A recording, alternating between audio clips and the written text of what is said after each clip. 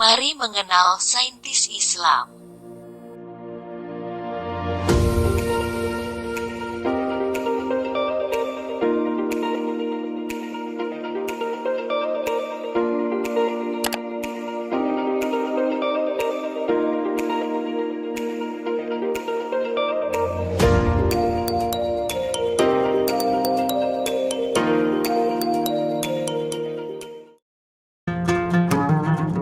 Pada abad ke-9, Islam melahirkan begitu banyak ilmuwan.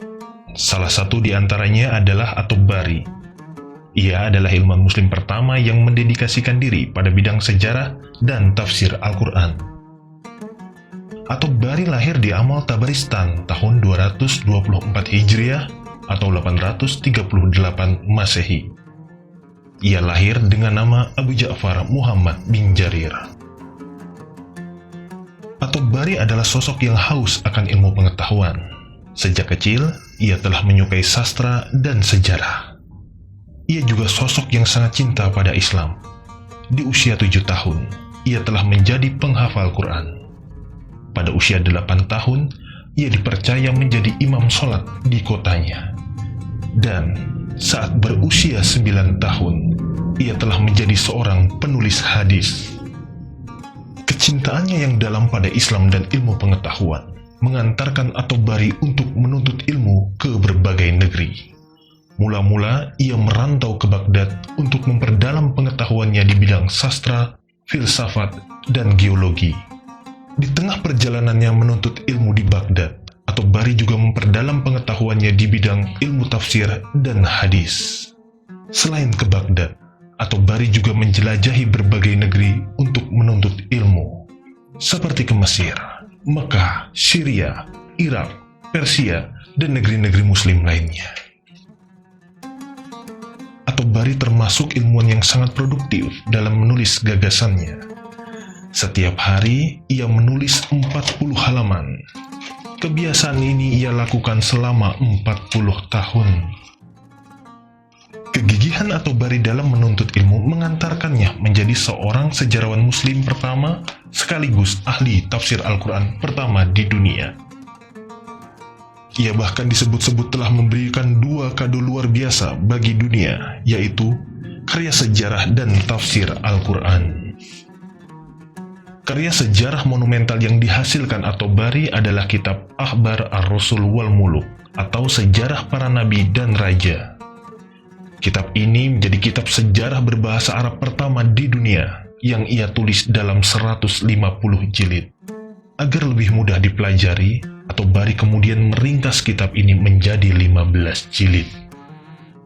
Karya ini dinilai sangat istimewa karena penulisan sejarah yang dilakukan At-Tabari menerapkan disiplin metodologi yang ketat.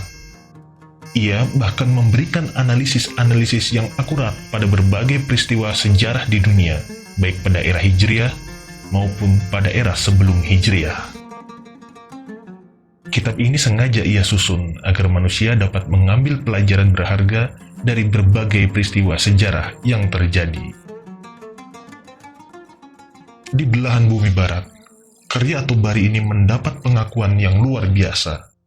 Bahkan, penerjemahan karya At-Tabari ke dalam bahasa Inggris dilakukan hingga karya ini menjadi 40 jilid. Kado kedua At-Tabari bagi dunia adalah kitab tafsir Al-Quran yang ia beri nama Jami' fi Tafsir Quran. Kitab ini ia tulis dalam 30 jilid dan menggunakan hadis untuk menjelaskan makna dan kandungan Al-Quran. Karya ini bahkan menempatkannya menjadi cendekiawan muslim dan pemikir Islam yang luar biasa pada masa itu. Selain 2 karya monumental tersebut, masih banyak karya-karya At-Tabari lainnya, seperti kitab Jami' al-Bayan yang berisi tentang hukum akidah dan fikih. Kitab ini bersumber pada Al-Quran, hadis, dan juga ijtihad para sahabat. Kitab ini bahkan menjadi rujukan dalam ilmu filologi. Karya luar biasa At-Tabari lainnya adalah kitab Ikhtilaf al-Fuqaha. Sebagaimana judulnya, kitab ini membahas tentang perbedaan pendapat di antara para ulama. Kitab ini ia dedikasikan untuk kerukunan dan persatuan umat Islam di atas perbedaan mazhab. Tapi rupanya, kerinduan ilahi Robi kepada At-Tabari tak terbendung lagi. Pada Ahad sore di penghujung bulan Syawal tahun 310 Hijriah, At-Tabari menghembuskan nafas terakhir di rumahnya. Kepergian At-Tabari meninggalkan duka mendalam. Banyak umat muslim yang turut mengiringi kepergian cendekiawan muslim itu.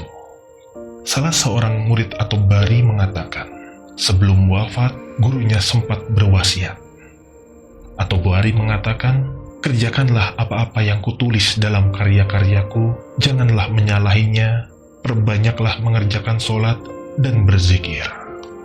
Demikianlah kisah At-Tabari, ilmuwan muslim yang pernah dilahirkan peradaban Islam. Semoga menginspirasi kita untuk mendidik generasi hari ini menjadi ilmuwan-ilmuwan muslim yang hebat seperti At-Tabari.